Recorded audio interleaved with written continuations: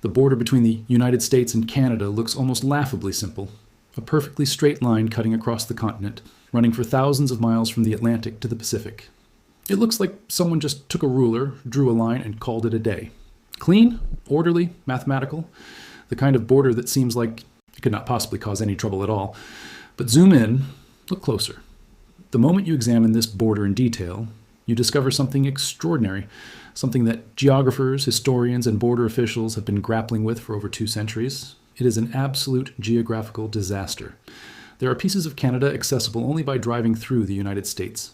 There are American towns where the border runs through the middle of a library, and you must cross an international boundary just to return a book.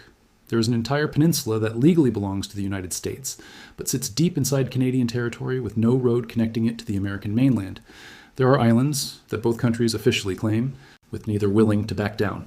There are indigenous communities that exist simultaneously in 2 nations, governed by overlapping and sometimes contradictory legal systems, living on land they occupied for centuries before either country existed. This is not a simple story about a line on a map. This is the story of ambition, ignorance, rushed politics, colonial arrogance, and the shocking, sometimes tragic, sometimes absurd, consequence of drawing borders without ever actually looking at the land beneath them. By the time this story is over, you will never look at a map the same way again. Here is the central truth of this story.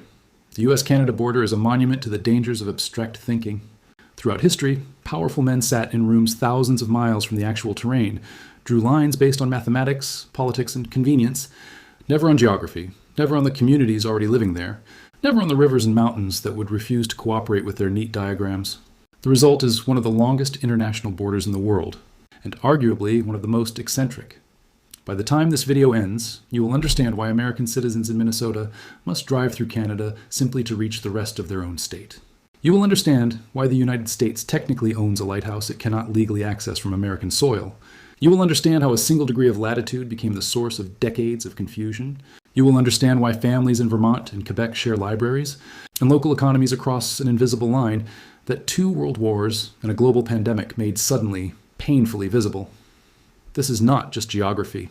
This is the story of how borders created by politics eventually collide with the cold, hard, unforgiving reality of the physical world, and how the people caught in between have learned to live, sometimes brilliantly and sometimes desperately, with the consequences. To understand why this border is such a mess, we have to go back to the very beginning, to a time when North America was not 2 countries, but one vast contested colonial possession, fought over by European empires whose understanding of the continent they were claiming was, at best, partial and frequently wrong.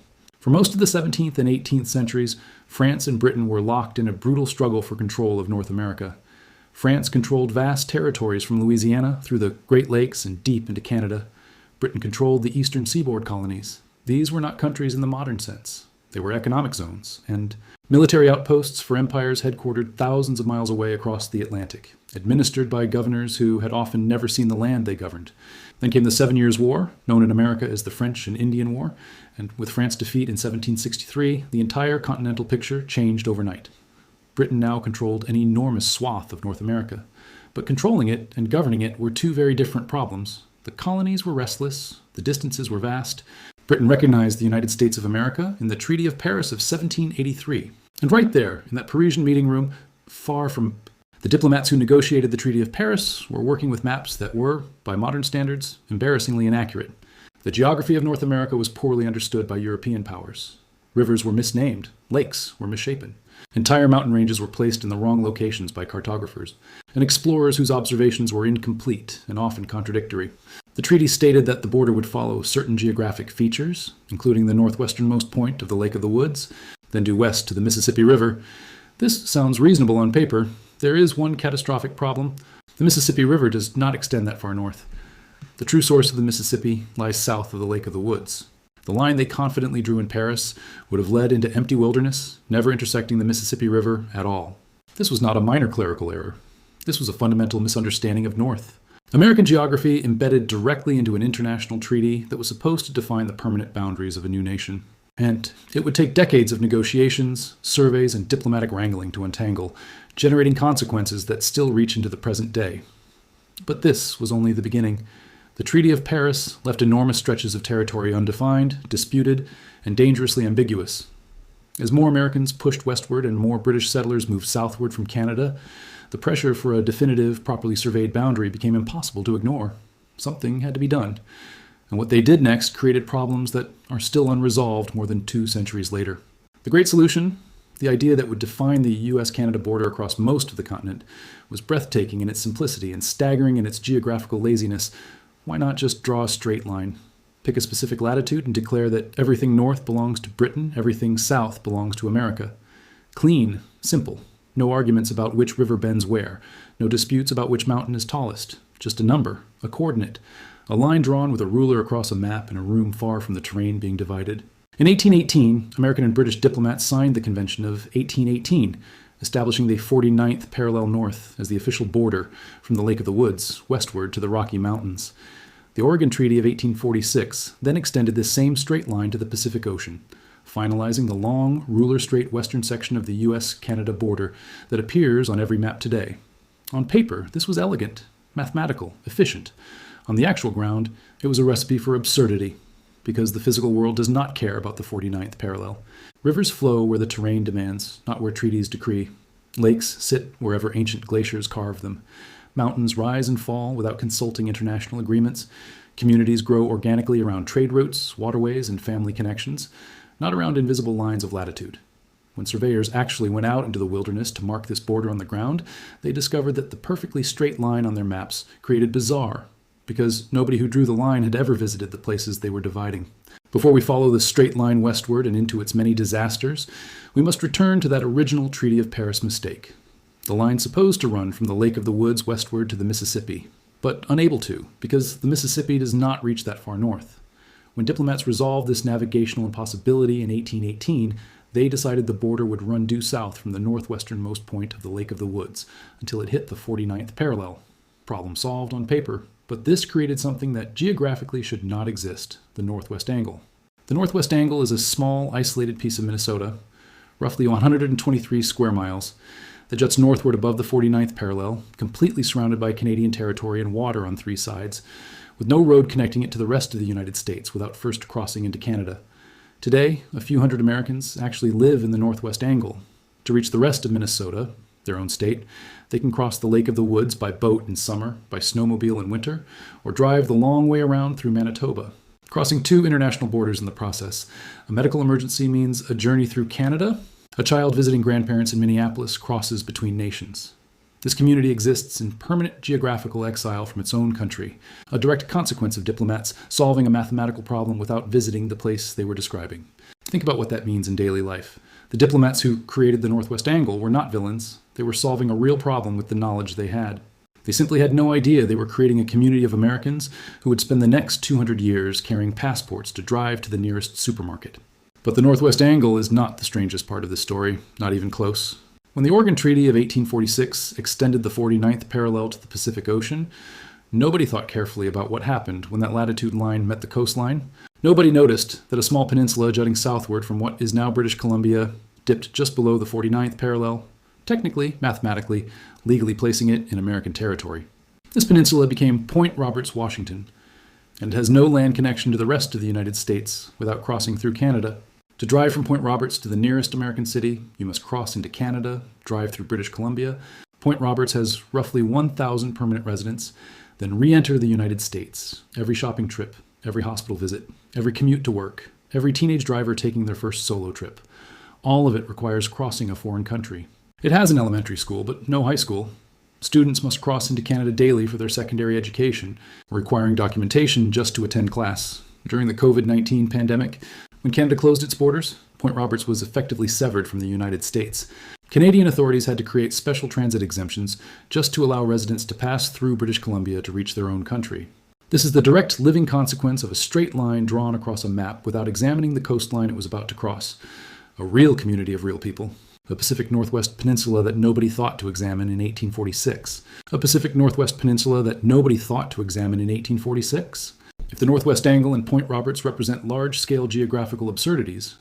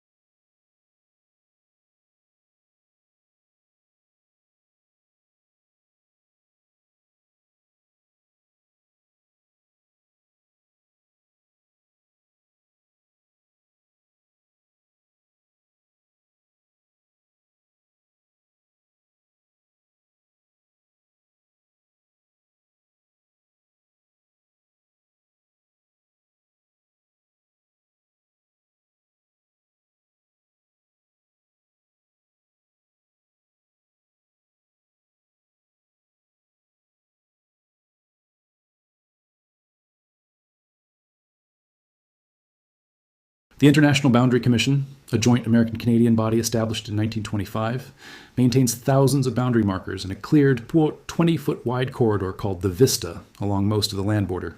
Many remote sections, deep in British Columbia forests or across empty Saskatchewan prairie, this strip of cleared trees and vegetation is the only visible evidence that an international boundary exists at all. Indigenous communities face especially complex realities. The Akwesasne Mohawk Nation territory spans New York State, Ontario and Quebec simultaneously, a people navigating overlapping legal systems for law enforcement, taxation, and healthcare in a territory they occupied for centuries before either country was imagined. American residents cross north for pharmaceuticals and certain regulated goods.